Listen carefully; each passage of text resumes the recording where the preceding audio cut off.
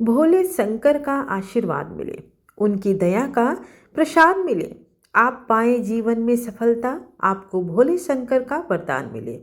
सुप्रभात दोस्तों, आप समस्त श्रोतागण का आपके YouTube चैनल जीवन अमृत पर हार्दिक अभिनंदन है। इसके पहले की कथा का श्रवण करने के लिए आप सबका बहुत बहुत धन्यवाद। आज की श्रृंखला में आप रसपान करेंगे शिव महापुराण का 11वां अध्याय। आप सबसे अनुरोध है कि कथा का श्रवण संपूर्ण करें और कमेंट बॉक्स में दिल से हर हर महादेव लिखना बिल्कुल न भूलें।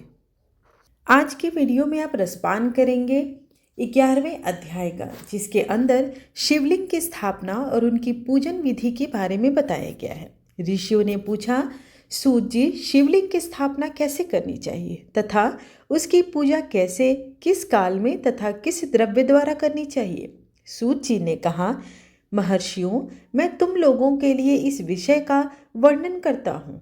इसे ध्यान से सुनो और समझो। अनुकूल एवं शुभ समय में किसी पवित्र तीर्थ में, नदी के तट पर ऐसी जगह पर शिवलिंग की स्थापना करनी चाहिए जहां रोज पूजन कर सके।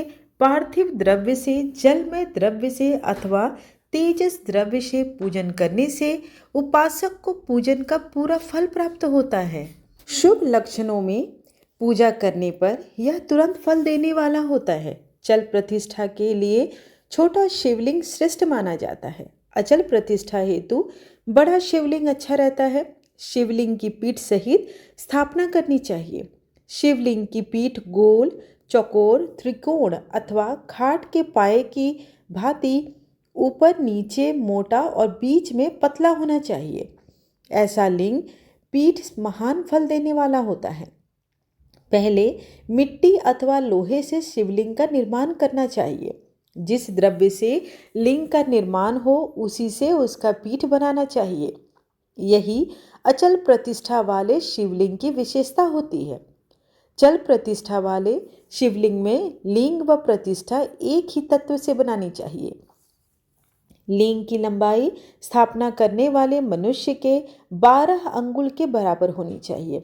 इससे कम होने पर भी फल में भी कम प्राप्त होता है, परंतु 12 अंगुल से लंबाई अधिक भी हो सकती है। चल लिंग में लंबाई स्थापना करने वाले के 1 अंगुल के बराबर होनी चाहिए, उससे कम नहीं। यजमान को चाहिए कि पहले वह शिल्प शास्त्र के अनुसार देवालय बनाए तथा उसमें सभी देवगणों की मूर्ति स्थापित करे। देवालय का गर्भगृह सुंदर, सुदृढ़ और स्वच्छ होना चाहिए। उसमें पूर्व और पश्चिम में 2 मुख्य द्वार हों। जहाँ शिवलिंग की स्थापना करनी हो उस स्थान के गर्त में नीलम, लाल वर्दुर, श्याम, मरकत मोदी, मूंगा, गोमेद और हीरा, इन 9 रत्नों को वैदिक मंत्रों के साथ छोड़े।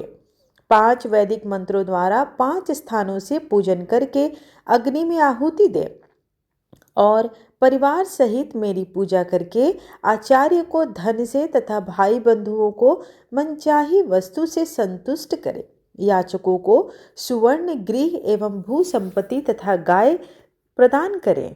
स्थावर जंगम सभी जीवों को यत्नपूर्वक संतुष्ट कर एक गड्ढे में सुवर्ण तथा 9 प्रकार के रत्न भरकर वैदिक मंत्रों का उच्चारण करके परम कल्याणकारी महादेव जी का ध्यान करें।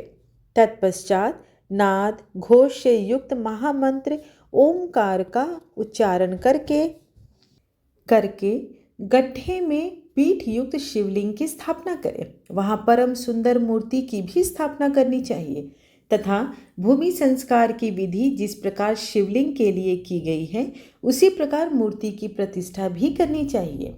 मूर्ति की स्थापना अर्थात प्रतिष्ठा पंचाक्षर मंत्र से करनी चाहिए। मूर्ति को बाहर से भी लिया जा सकता है, परंतु वह साधु पुरुषों द्वारा पूजित हो। इस प्रकार शिवलिंग व मूर्ति द्वारा की गई महादेव जी की पूजा शिव पद प्रदान करने वाली है। स्थावर और जंगम से लिंग भी 2 तरह का हो गया है। वृक्ष लता आदि को स्थावर लिंग कहते हैं और कृमि कीट आदि को जंगम लिंग कहते हैं। स्थावर लिंग को सींचना चाहिए अथवा जंगम लिंग को आहार एवं जल देकर तृप्त करना चाहिए। यो चराचर जीवों को भगवान शंकर का प्रतीक मानकर उनका पूजन करना चाहिए। इस तरह महालिंग की स्थापना करके विविध उपचारों द्वारा उसका रोज पूजन करें तथा देवालय के पास ध्वजारोहण करें। शिवलिंग साक्षात शिव का पद प्रदान करने वाला है।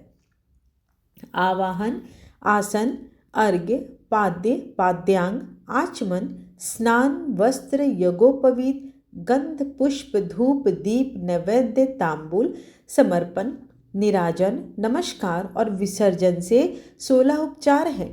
इनके द्वारा पूजन करें। इस तरह किया गया भगवान शिव का पूजन शिव पद की प्राप्ति कराने वाला है। सभी शिवलिंगों की स्थापना के उपरांत चाहे वे मनुष्य द्वारा स्थापित ऋषियों या देवताओं द्वारा अथवा अपने आप प्रकट हुए हों, सभी का उपयुक्त विधि से पूजन करना चाहिए, तभी फल की प्राप्ति होती है।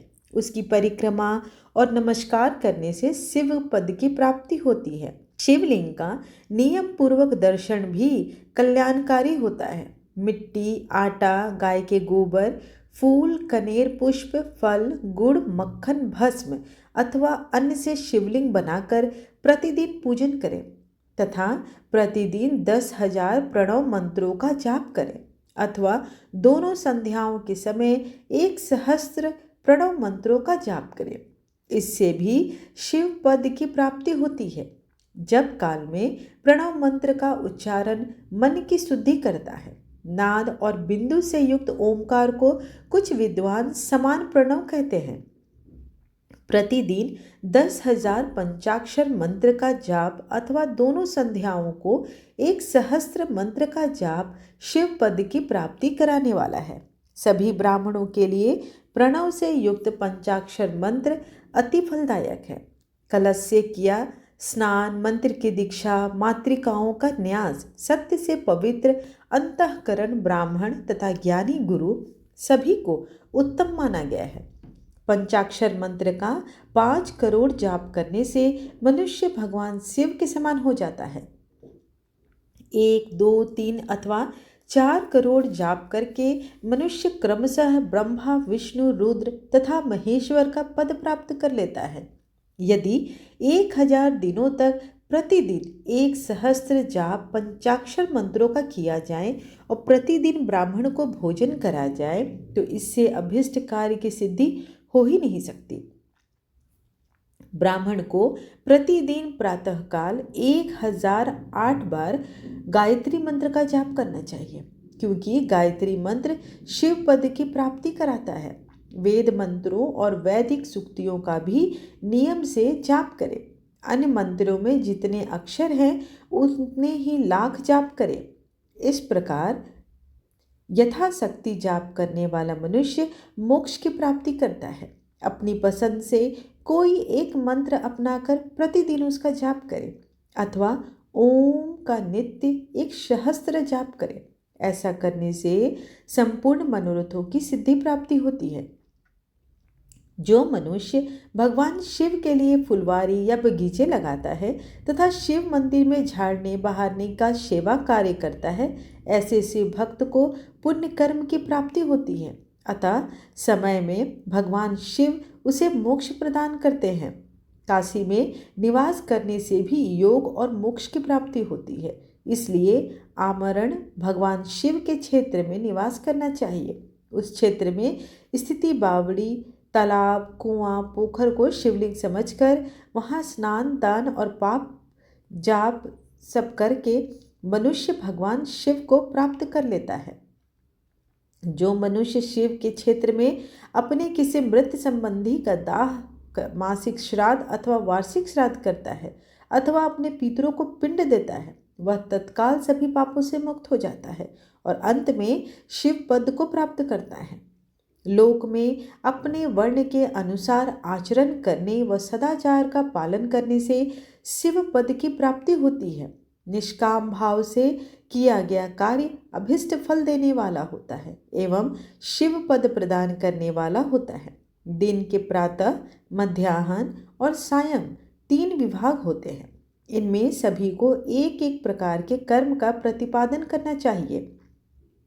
प्रातःकाल रोजाना दैनिक शास्त्र कर्म, मध्याह्न सकाम कर्म तथा सायंकाल शांति कर्म के लिए पूजन करना चाहिए। इसी प्रकार रात्रि में 4 प्रहर होते हैं, उनमें से बीच के 2 प्रहर निश्चित काल कहलाते हैं।